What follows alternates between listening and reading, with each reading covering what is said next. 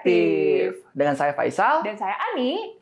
Nah nih, kali ini kita akan bahas apa ya? Nah, di episode kali ini kita akan membahas tentang perkembangan suku bunga dari The Fed dan Bank Indonesia, serta update dari sektor real.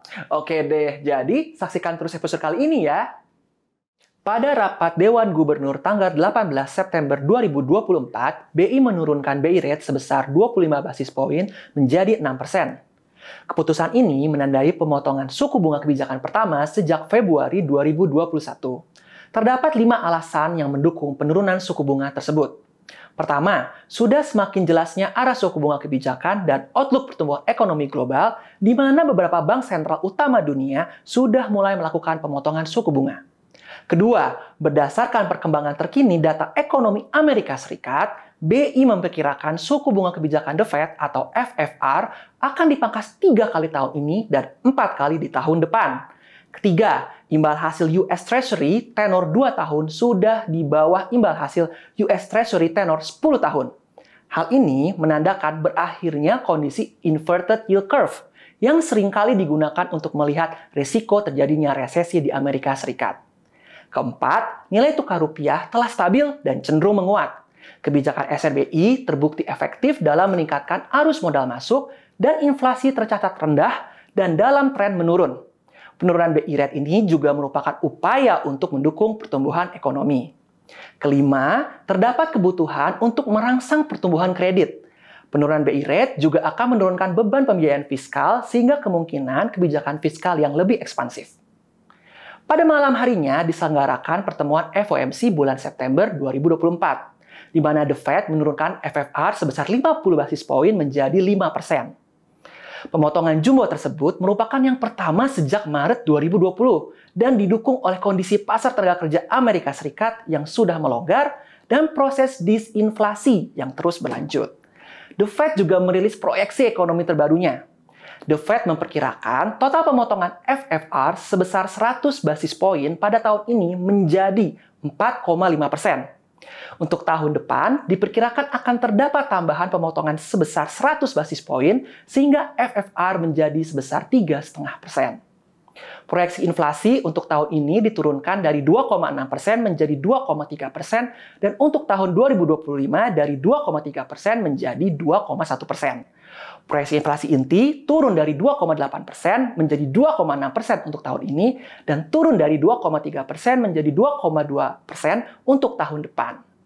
Proyeksi pertumbuhan ekonomi sedikit diturunkan menjadi 2% untuk tahun 2024 dari sebelumnya 2,1%. Meskipun proyeksi untuk 2025 tetap tidak berubah, yakni sebesar 2%. Sementara itu, tingkat pengangguran diproyeksikan naik menjadi 4,4% tahun ini dari sebelumnya 4% dan menjadi 4,4% pada tahun depan, naik dari sebelumnya 4,2%. Sejalan dengan perkembangan tersebut, kami merevisi proyeksi kami terkait FFR untuk tahun ini dari sebelumnya 4,75% menjadi 4,5%. Sejalan dengan proyeksi baru tersebut, serta kondisi inflasi Indonesia yang rendah, defisit neraca transaksi berjalan yang terkendali, dan tren apresiasi rupiah, kami merevisi proyeksi BI rate kami untuk tahun ini dari sebelumnya 5,75% menjadi 5,5%. Berdasarkan data bulan Agustus, sektor real Indonesia menunjukkan kondisi yang beragam.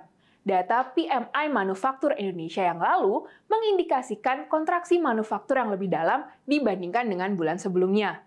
Hal tersebut tercermin dari penurunan PMI yang menjadi 48,9 dari sebelumnya 49,3 di bulan Juli. Berdasarkan rilis dari S&P Global, penurunan pesanan baru, baik dari sisi domestik maupun ekspor, menjadi salah satu faktor penyebab utama kontraksi tersebut. Sementara itu, indeks keyakinan industri dari Kementerian Perindustrian masih menunjukkan kondisi manufaktur Indonesia yang relatif stabil. Terlihat dari nilai IKI sebesar 52,4 dan tidak berubah dari bulan sebelumnya. Secara lebih rinci, dalam survei IKI, variabel pesanan baru dan persediaan produk masih mengalami ekspansi. Namun, variabel produksi mencatatkan kontraksi.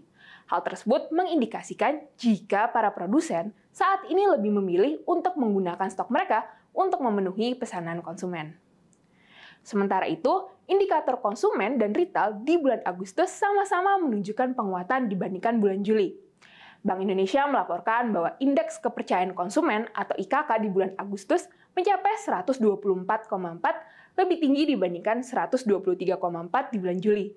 Peningkatan kedua variabel IKK, yakni persepsi tentang kondisi ekonomi saat ini dan ekspektasi ekonomi untuk masa depan, mendorong kenaikan optimisme konsumen tersebut. Berdasarkan kelompok pengeluaran, hanya kelompok dengan pengeluaran dari 3,1 juta rupiah hingga 4 juta yang mencatatkan penurunan IKK. Sementara itu, segmen pengeluaran lainnya masih mencatatkan peningkatan, utamanya kelompok pengeluaran di atas 5 juta rupiah yang mengalami peningkatan tertinggi di bulan Agustus ini. Lebih lanjut lagi, Bank Indonesia juga memperkirakan indeks penjualan real atau IPR pada bulan Agustus mampu tumbuh 1,6% month-on-month, setelah sebelumnya terkontraksi 7,2% month-on-month di bulan Juli.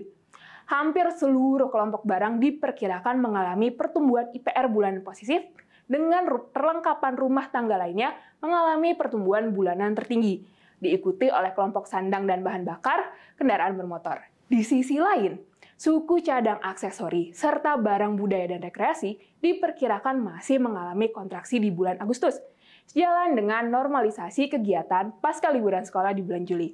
Secara tahunan, IPR di bulan Agustus diperkirakan akan mengalami akselerasi sebesar 5,8% year-on-year dari sebelumnya 4,5% di bulan Juli. Meskipun menunjukkan kondisi yang beragam, kami melihat ekonomi Indonesia masih dapat tumbuh solid di tahun 2024 ini, tercermin dari masih relatif baiknya indikator konsumen dan retail. Namun demikian, early warning dari sektor manufaktur Indonesia yang setelah terus berekspansi dalam 3 tahun terakhir ini juga tidak dapat diabaikan.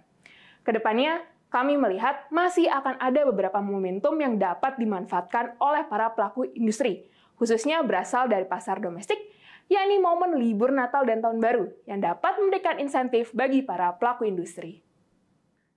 Nah, Mas Faisal, melihat perkembangan data-data tadi nih, kira-kira ekonomi Indonesia di sisa tahun 2024 ini akan seperti apa sih, Mas? Kalau kita nih masih melihat Indonesia ekonominya akan tumbuh cukup resilient tahun ini, terutama setelah ruang pemotongan suku bunga global semakin terbuka. Nah, oke deh, demikian perspektif kali ini. Sampai jumpa di perspektif selanjutnya.